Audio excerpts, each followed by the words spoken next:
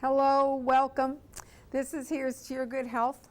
I'm Linda Prezioso, the nurse practitioner at Family Medical Center, and I am here for you for a program that is for you, by you, and about you. It's all about your good health. It's all about how you can get healthy, be healthy, stay healthy.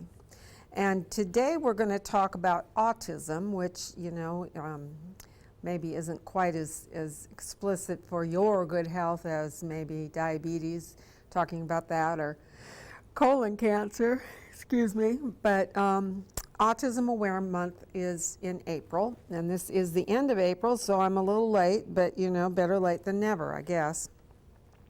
And autism awareness aims to celebrate and promote acceptance for the children, for the condition for children. And it happens that every 1 in 54 children. That's a really low ratio, I think. So that's kind of scary. When I was having my babies several years ago, I don't even remember autism. I barely remember it in nursing school.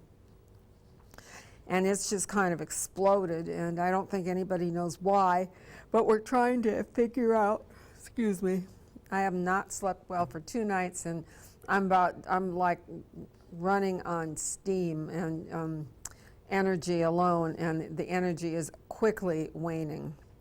Autism is a complex developmental condition that affects the patient's ability to interact, communicate, and progress. And autism, it's called the spectrum now because there's a full range of people with autism, from really high functioning and highly intelligent to low and need help to even get dressed and maintain that kind of thing. So it's really goes from one end of the spectrum to the other. It's kind of like COVID. One end is you're going to die, and the other end is you don't even know you're sick. So that's kind of how autism is. And, we just need to accept these kids, celebrate their differences. We all have differences, and be more inclusive towards autistic individuals around us. It's not easy to communicate with a lot of autistic kids because they don't like to communicate. They don't like to be around other people. So, but we all have to do the best we can, especially if you're the adult, then you need to step up a notch. And I know that any parent of a child that is special needs for whatever reason, they appreciate that you looking at the child and talking to the child just like it was the one next to the autistic one that is normal, if such a thing as normal. I don't know. The more I'm in the medical field, the more I know that there isn't really a normal. We're all individuals. We all do our own things. We all think differently, act differently. But I think the important thing is that we are kind to one another. It doesn't cost anything to be kind. It takes more facial muscles to smile than it does to frown. So I don't know why we can't be a little bit more understanding with each other and a little bit more kind. I mean, all this craziness out in the world, and I know that is just in certain spots, and it's not the overall general what's happening in our society, but it just, people are just flying off the handle so easy. I don't get it.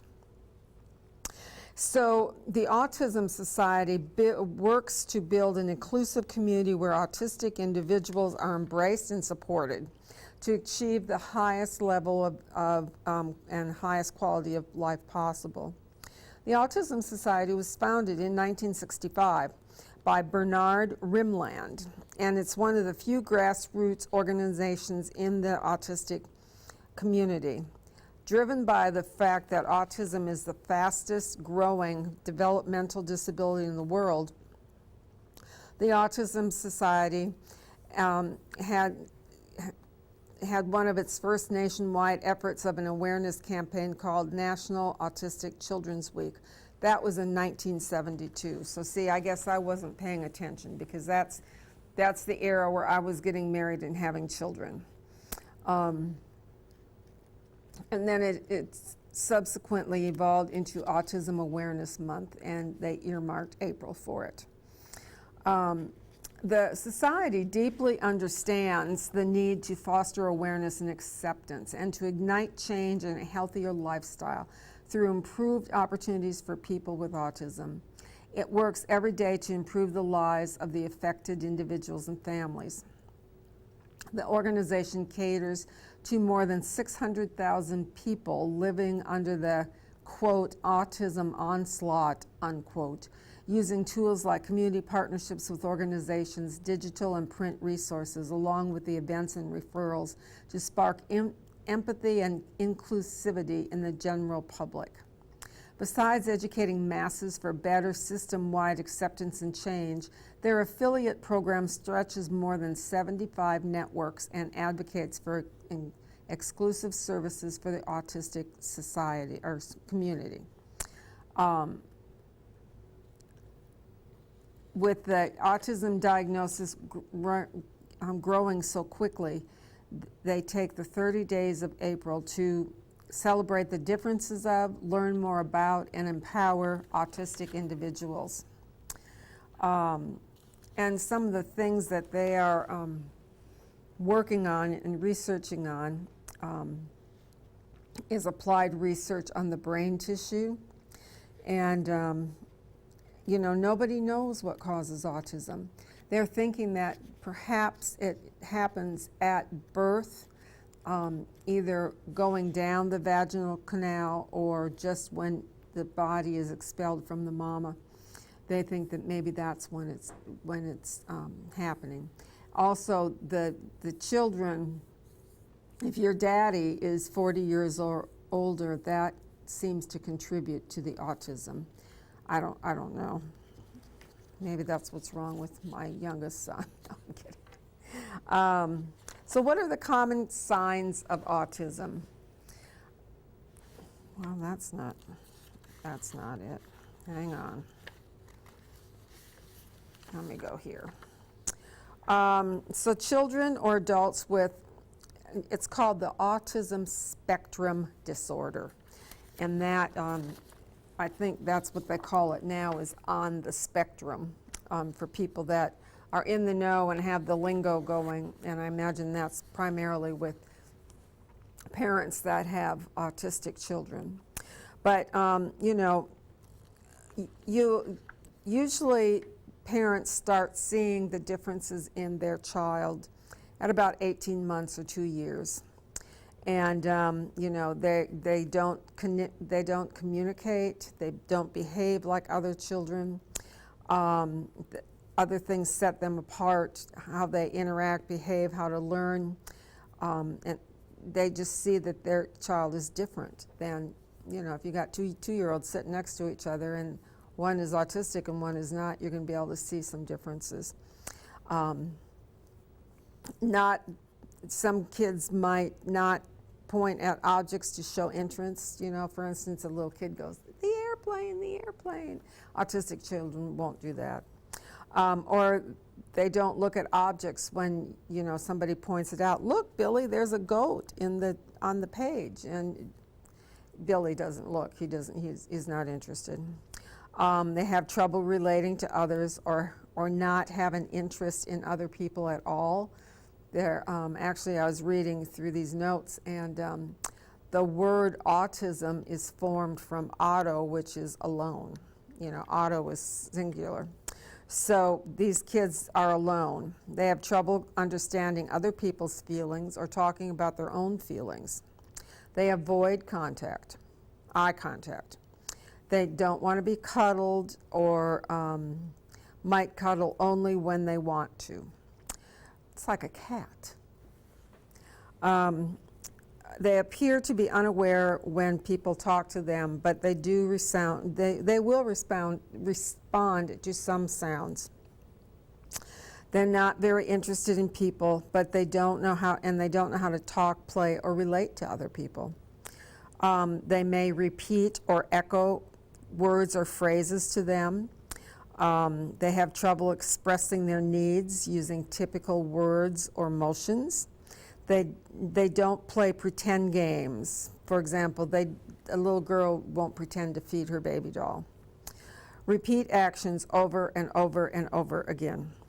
They have trouble adapting when with routine. I can't talk, y'all. I'm so sorry. With routine changes in their lives. They have unusual reactions to the way they smell, taste, look, feel, or sound. They lose skills that they once had. For example, they might stop using words that they had used previously. So there's really no medical test to diagnose autism spectrum disorder. There's not a blood test. There's not an X-ray. You have to observe the child's behavior and make a diagnosis based on that. Autism spectrum disorder can be detected by 18 months or younger. By age 2, a diagnosis by experienced professional can be considered reliable. Many children, however, don't receive that diagnosis until they're much older. And this delay might mean that the children on the autism spectrum disorder don't get the early intervention and get the help that they need. There's no cure for the autism, but research shows that early intervention services can improve a child's development. Early intervention services help children from birth to 3 years learn important skills. Services can include to help your child talk, walk, and interact with others. It's important to talk to your child's doctor as soon as you think that your child has the autism spectrum disorder or any kind of a developmental problem. Even if your child has not been diagnosed with autism spectrum disorder, they might still be eligible for some early intervention treatment services. And the Individuals with a Disability Education Act says that children under the age of 3 who are at risk of having developmental delays may be eligible for these services. These services are provided through an early intervention system in your state. So I know that North Carolina has one. I'm sure all 50 states have one. And I also know, just by talking to patients that have an autistic child, that you've really got to be their advocate and you've really got to fight for them, because anything you want for that child, you're probably going to have to really work at getting, which is unfortunate. And it's probably from lack of funding and, too many kids to take care of and not enough adults to work through the process.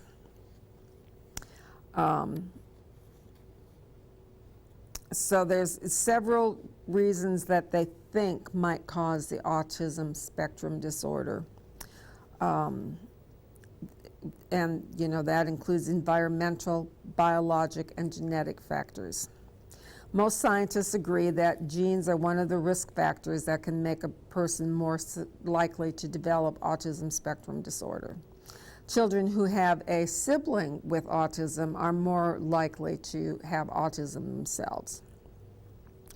There's certain genetic or chromosomal conditions like the Fragile X syndrome or the tuberculous sclerosis that gives these kids a higher chance of having the autism. And then certain drugs, if you have to take during pregnancy, like for instance valproic acid, now that's used to treat seizures. So, we don't want pregnant moms to take any medicines, but sometimes you have to. I mean, she could die having a seizure. So, as with anything, you've got to weigh the good versus the bad. Is the risk worth and the benefit worth? Is the benefit worth the risk of taking that medicine? And I think only, a knowledgeable doctor and their patient can make that decision, because what's good for one is not necessarily good for the other. And then I already mentioned this, but there's some evidence that the critical period for developing autism spectrum disorder occurs before, during, or immediately after birth. Children born to older parents are also at a greater risk. So autism is a really important public health concern. Many of the families living with autism in their family, they want to know what happened. They want to know how this happened to their child. There's people that work with the CDC to, figure out about this disorder. And understanding the factors that make a person more likely to develop autism will help us learn more about the causes. We're currently working on the largest U.S. studies to date, called Study to Explore Early Development. It's called SEED. And SEED is looking at many possibilities for risk factors, as I said earlier, including genetic, environmental, pregnancy, and behavioral factors. And who's affected by autism? Everybody. This spectrum disorder does not know any race. It doesn't know any ethnicity. It doesn't know any socioeconomic group. It is about 4 times more prone in boys than it is girls. Why that is, who knows? So they're trying to track as many of the children with autism as possible, and to learn more about the disorder, try to help figure out what the heck's going on with these kids so that they can help them. So if you're concerned, you can, if you think your child, your nephew, your grandchild has this, I would certainly become educated in autism prior to going to mommy and saying, I think he has autism, because I know that any mama, we all think that our children are absolutely perfect. And I remember when my youngest son was diagnosed as having attention deficit, I cried for 3 days, because I didn't want him to have to go on medicine. I didn't want him to be different than everybody else. I didn't want him to have any stigma in school from his peers because he was different. And so it really upset me. It really bothered me. After we had him tested and then we did put him on medicine, it was just an absolutely amazing turnaround.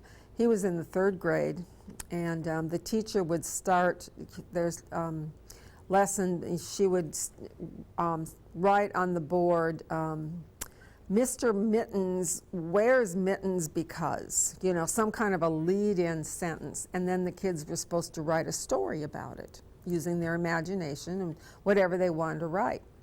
Well, before Philip had medicine, he might get 2 sentences down, because he couldn't sit still, he couldn't concentrate, he couldn't focus his mind on what he was doing. He would have behavioral outbursts, everybody else is writing, doing their thing, and he's bored.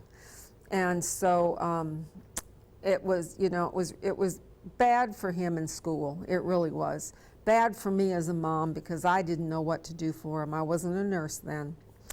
But after we put him on medicine, then he did the same writing experiment, and he wrote 3 pages. So he just needed something to help focus his brain. Unfortunately, autism is not as easily fixed as attention deficit is. We're going to take our first break, and when we come back, we'll talk more about the autism spectrum disorder, autism awareness, what we all need to know about autism, I'm live tonight, and you can call me about this or anything. My number is 407-1111. Don't go away. We'll be right back after these messages. Hang on.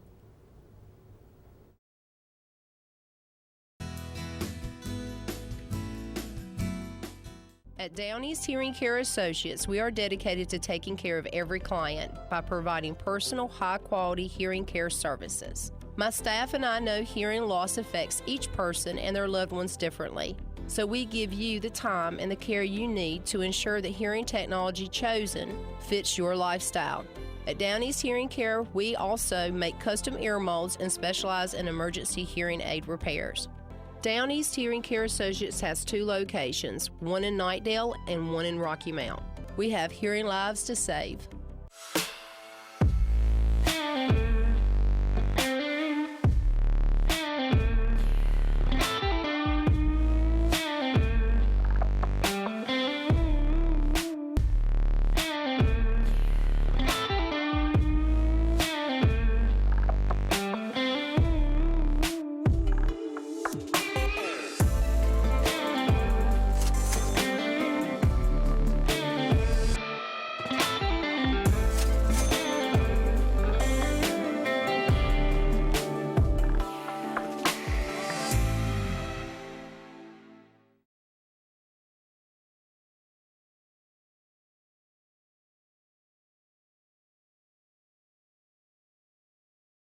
Hi, I'm Richard Goss, pharmacist and owner of Almonds Drug Store here in Rocky Mount.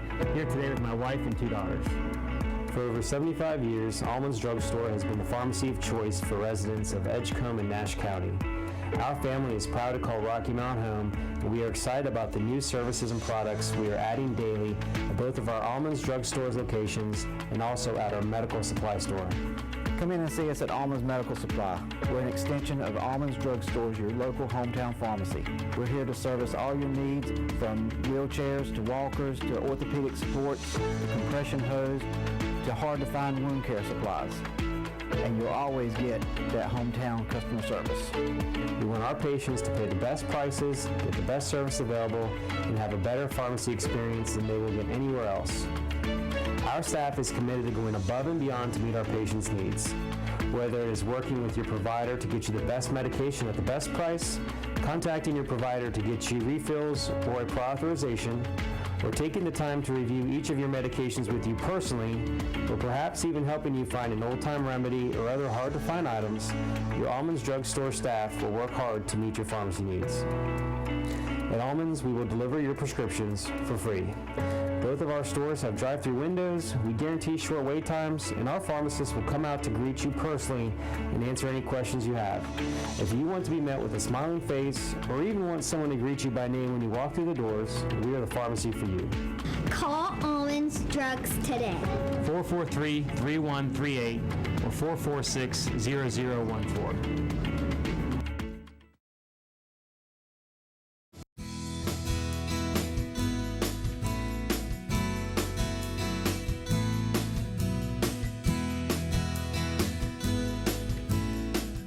Hi there, welcome back. This is Here's to Your Good Health. My name is Linda Prezioso. Excuse me. I'm a nurse practitioner at Family Medical Center here in Rocky Mount, and we're talking tonight about autism. April is Autism Awareness Month, and I'm sure if you don't have any autistic children in your family, you know of one that lives next door, or you work with somebody whose child is autistic. There's several autistic moms where I work. So we've been talking about that. So what do you do if you feel like your child, niece, nephew, grandchild, whoever the child is that's close to you, what do you want to do? You know, if you think there's a problem with the child, the way he learns, the way he speaks, how he plays or acts, you know, talk to his doctor. And you might get a referral to a specialist that can do a more in-depth evaluation.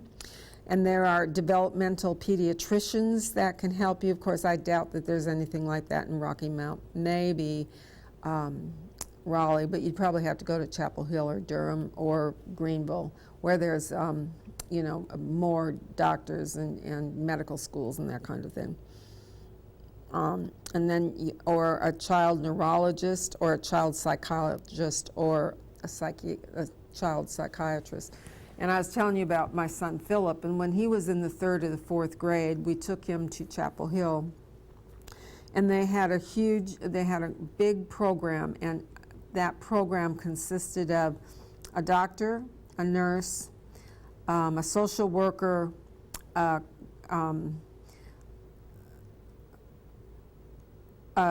think it was occupational therapy, a neurologist. It was a team of about 8 specialists that worked on each kid, on, you know, one kid. And so he had a gamut of testing and a gamut of input from these people. And it was really very helpful for his dad and I to learn about this disease. Well, it's not a disease, what is it called? This syndrome that my son had of attention deficit. And to learn how to help him, and to learn how for him to function as best, you know, as he could with the diagnosis he had. Now he's 36 years old, so there wasn't a whole lot going on about attention deficit then as there is now. My oldest son has attention deficit as well, but his manifested in a different way. So, but I remember distinctly when Louis went into I guess it was the 6th grade. There was a Benvenue Middle School where there's a car wash there up there where Walmart is. And one of the teachers there said, well, if he would just try and apply himself, he could do this. That was the ignorance of the people in the school system, because they didn't know about it. And so that's why I say you're probably going to have to fight, because anything you want for your kids, you're going to have to push for. I had to push for both of my boys. I have 3 children. I have a girl in between the 2 boys. And I always said that the school system wants little round pegs to fit in little round holes, and they want to put their little children in the little holes, and they sit them and be good. Everybody gets taught the same, everybody gets the same information. But you know, I had 2 square pegs that didn't fit into those round holes. And I would, you know, there was a lot about the school system that left me with questions about how things were done. But you know, that's just the way it was, and I would hope that things are better now. I don't know. None of my grandchildren have that problem. One of my older granddaughters does have attention deficit, but she was an only child, and so her mom is a teacher, so her mom could spend a lot of good, detailed time with her and help her to understand the information. She could put it to her in a different way. I had 3 kids. I was going to nursing school, then I was a nurse, and you know, I mean, we were ball games and dance class and going here and going there, and I do not have the patience to sit down with a child and help a child. I could never be a teacher in a million years for a young kid. Now, I do teach nursing some, and I'm fine with an adult one-on-one, but as far as little children, that's just not me. It's not my cup of tea.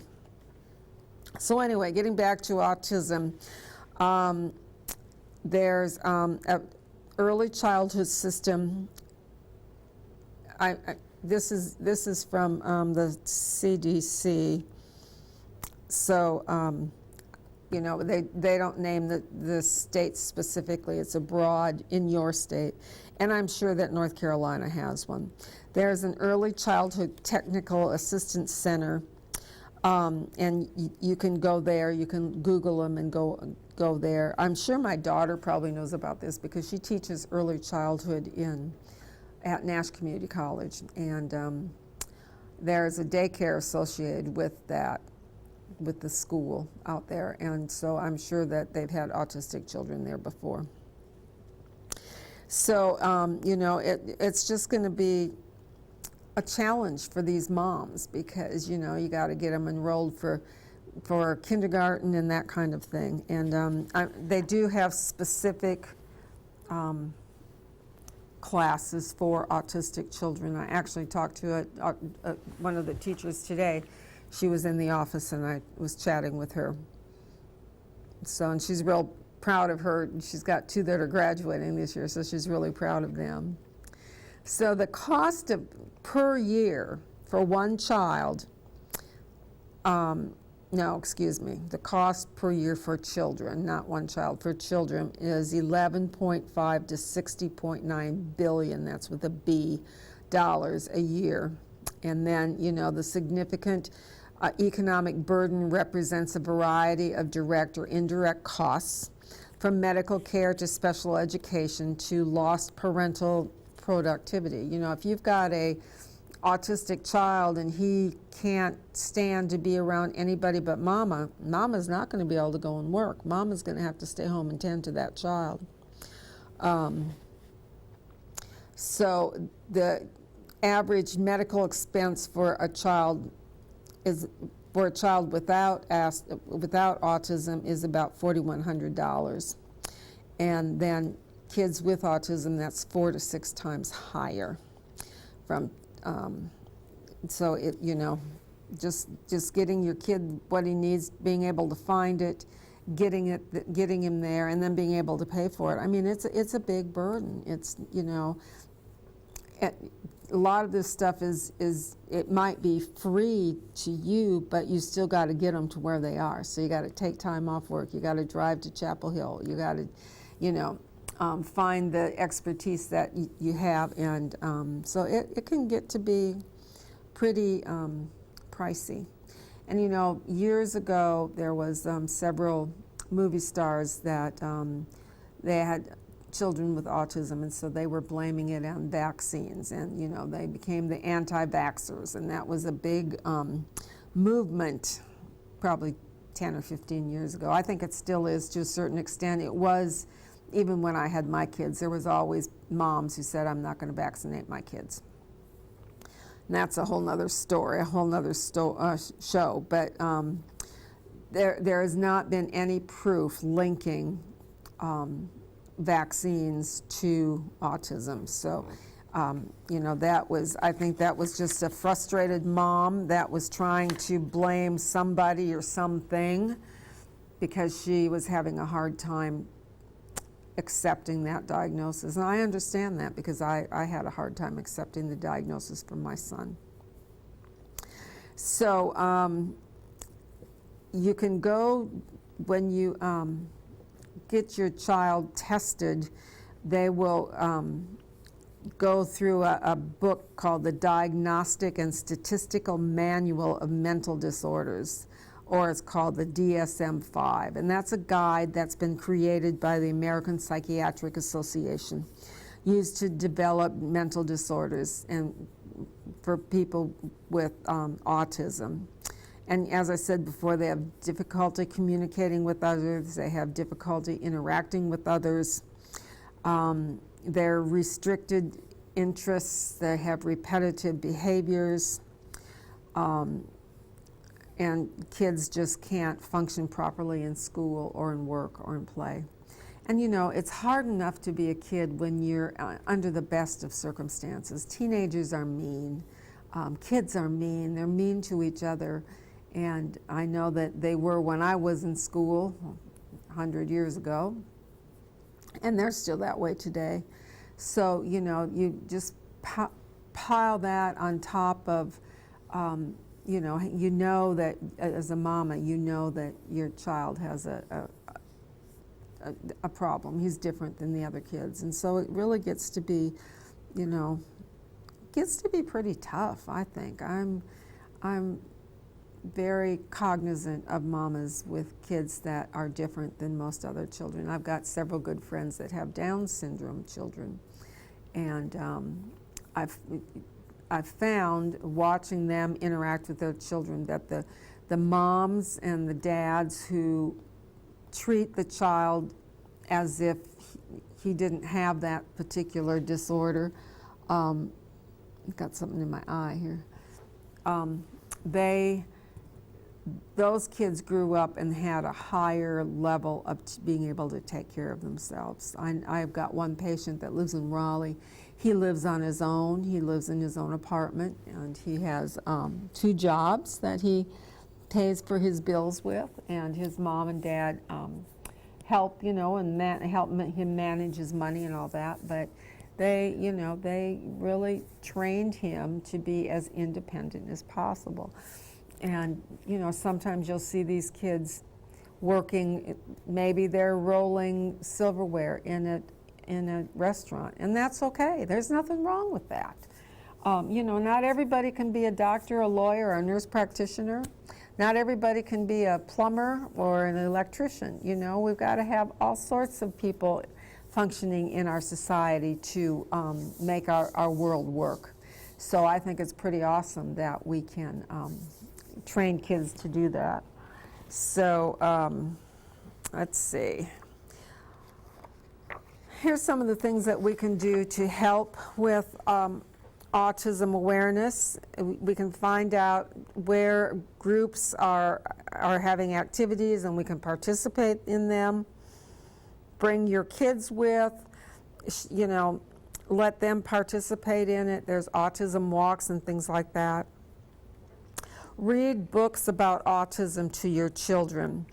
You know, the key of autism and the Autism Awareness Month and the Autism Society is to bring awareness and educate a new generation in fostering acceptance and kindness towards the autistic community.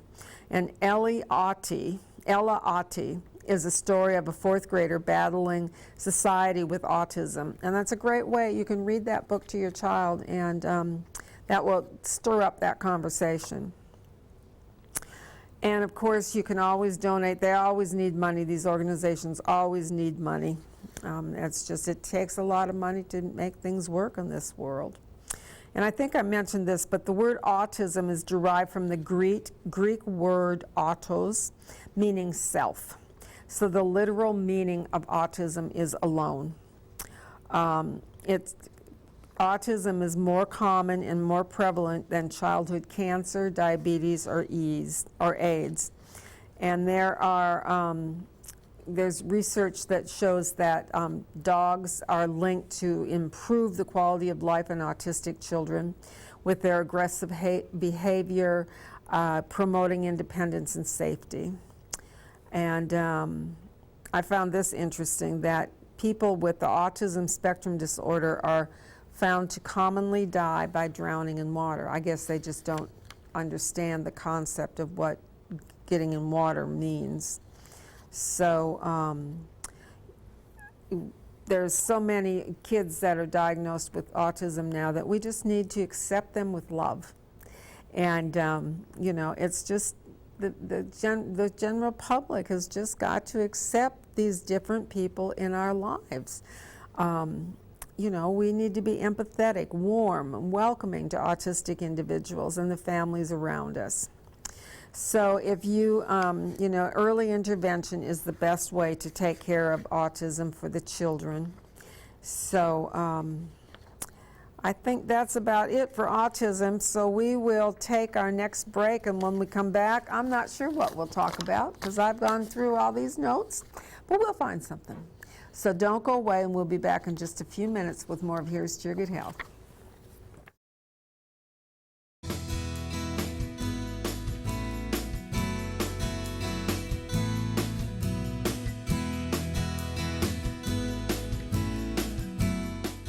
At Down East Hearing Care Associates, we are dedicated to taking care of every client by providing personal, high-quality hearing care services. My staff and I know hearing loss affects each person and their loved ones differently. So we give you the time and the care you need to ensure the hearing technology chosen fits your lifestyle. At Down East Hearing Care, we also make custom ear molds and specialize in emergency hearing aid repairs. Down East Hearing Care Associates has 2 locations, one in Knightdale and one in Rocky Mount. We have hearing lives to save.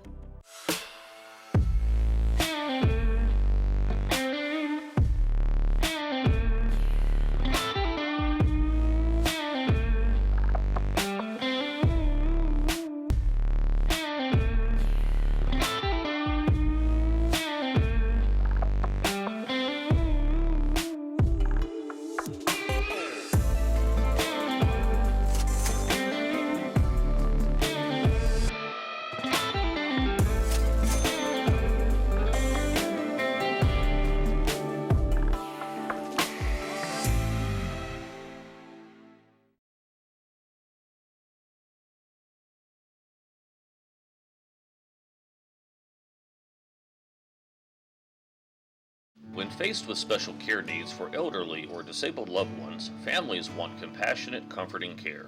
That's Tender Touch Home Care Services' goal, providing the level of care we would expect for our own. With over 10 years of home care excellence, Tender Touch provides an array of services that keeps your loved one at home. From personal care, light housekeeping, errands, and meal preparation, to our private duty care program, which combines all of our home care offerings in one package. Tender Touch Home Care Services, where your needs are our concern. Hi, I'm Richard Goss, pharmacist and owner of Almonds Drug Store here in Rocky Mount. Here today with my wife and 2 daughters. For over 75 years, Almonds Drug Store has been the pharmacy of choice for residents of Edgecombe and Nash County. Our family is proud to call Rocky Mount home, and we are excited about the new services and products we are adding daily at both of our Almonds Drug Store's locations and also at our medical supply store. Come in and see us at Almonds Medical Supply. We're an extension of Almonds Drug Stores, your local hometown pharmacy.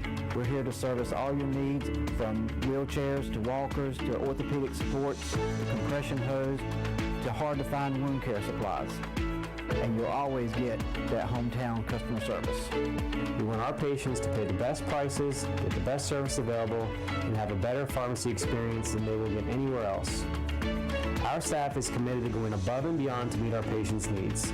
Whether it is working with your provider to get you the best medication at the best price, contacting your provider to get you refills or a prior authorization, or taking the time to review each of your medications with you personally, or perhaps even helping you find an old-time remedy or other hard-to-find items, your Almonds Drug Store staff will work hard to meet your pharmacy needs.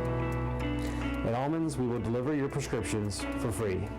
Both of our stores have drive-through windows, we guarantee short wait times, and our pharmacists will come out to greet you personally and answer any questions you have. If you want to be met with a smiling face, or even want someone to greet you by name when you walk through the doors, we are the pharmacy for you. Call Almonds Drugs today. 443-3138 or 446-0014.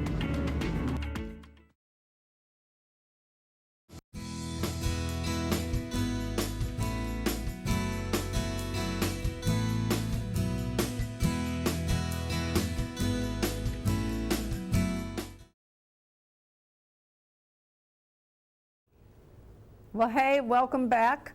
We finished talking about autism, and I don't really have anything else planned, so I'm going to just kind of wing it for the next few minutes. I did find this, every month has, something going on. January is Ivy Nurse Day, and February is African American History Month, and National Wear Red Day. I don't know where all these things come from.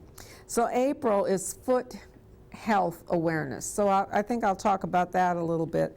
It's also National Donate Life Month. I don't know exactly what that means, if that's donate maybe like your organs if you pass, or I don't think it's probably donate to life for, not having abortions. I don't know.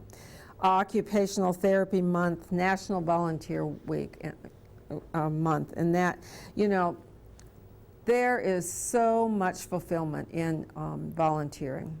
There's a lot of volunteerism that goes on at Nash, at the hospital. And of course, everything was put back because of COVID, but they're starting to have those volunteers again. And, they have volunteers that push a book cart and go to patients' rooms and ask them if they'd like a book to read or a magazine to look at. And they've got people that just go and get water for patients and blankets if they're cold, things like that. So I've always volunteered at one aspect or another. This is probably the first time in my life that I'm not really volunteering much. Anything that I do, for instance, I said that I teach nursing, and I do, and I enjoy that, but I do get paid for that. So, but anyway, volunteering I think is a great way to go. I did a lot of volunteering when my kids were growing up. I worked in the PTO and was a soccer mom, and coordinated the drinks and the juice after the game and those kind of things. And it's Administrative Professional Week. So If any of you know an administrative professional, you know, a secretary, or I don't even know if they're called those these days. I don't want to be politically incorrect, but you know, there's any office, there's a lot of hard work that goes into making that office run smooth, and a lot of that is the administrative assistant, because they do stuff so the administrators can focus on other projects and those kind of things. So that's always something to be grateful for. But why do we talk about foot health? Why should we be aware of our feet? Why is that a cause for, you know, Foot Health Awareness Month, a whole month to think about your feet? Why? Well, they get us where we need to go. And if they aren't well taken care of, they can't get us to where we need to go. You know, there's a lot of different problems that can affect your feet and your legs. We talked a lot about that earlier in the month when we talked about the effects of disease on our bodies. But what I think of when I think of foot health, I think of diabetics, because they are the ones that really have to watch their feet and make sure that they don't have any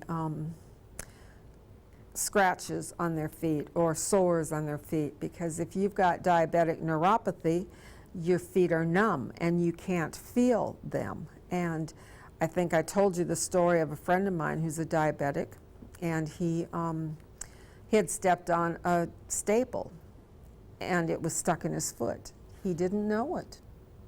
Who knows how long it was in there? Well, by the time he was sitting on the couch with his feet up on the ottoman, and his wife said, "David, you've got, what is that in your foot?" And she pulled it out. And so then she watched his foot. She's very good about doctoring him because he's a diabetic. And he eventually got a terrible infection, had to be in the hospital for IV antibiotics, because he couldn't, you know, you and I would step on that and we'd go, ow, and we'd pull it out, and if we felt like we needed to tend to it, we'd put some peroxide on it or rub alcohol over it or put a little bit of Neosporin on it with a Band-Aid, you know, something like that. But he didn't do that because he didn't feel it. He didn't know it was there. So it's really important for, if you're a diabetic, that your provider looks at your feet. I think the guidelines say once a year. I tend to not look at my diabetic's feet too much in the winter when we got shoes and socks and boots and we're dressed up. But you know, now this is summer, and we're, you know, most all the ladies wear sandals so we can check those feet. And it's important that your provider educates you on foot safety and foot health. We used to have a diabetic support group at our office. The girl that ran that retired, so we don't have it anymore. But she always had a podiatrist come and speak to, you know, good foot health. And it's important to, like, check between your toes. You know, you can get a little fungus in there, and if you're diabetic and can't feel, you and I would feel it, and it would itch or it'd be irritating, or you know, it wouldn't feel quite right, and we'd look and it was red, and then we'd try tend to it and figure out what we needed to do. A diabetic doesn't do that because they don't feel it. And you know, sometimes diabetics have to go to podiatrists and have their toenails cut because they're worried about the patient cutting them and getting too close to the quick and breaking the skin and causing an infection. So there's a lot about foot health that is really important for us to tend to and to look into. So if you've got a and we all know more than one diabetic, I'm sure. And there's a lot of diabetics that are very well controlled. They eat what they're supposed to. They take care of themselves. They keep their A1C down, under 7, but you've got lots of them that don't as well, or can't. There's a lot of varieties. Medicine's very expensive, and that can be a deterrent. Good, healthy, clean eating is expensive. it's, you know, you can go buy a whole dinner at McDonald's for $5, whereas you don't get much of anything if you go to buy good healthy food for $5. And I've talked about this before too, but there's just so much that we have to do to take care of ourselves, and good foot health is one of them. So, excuse me. There's other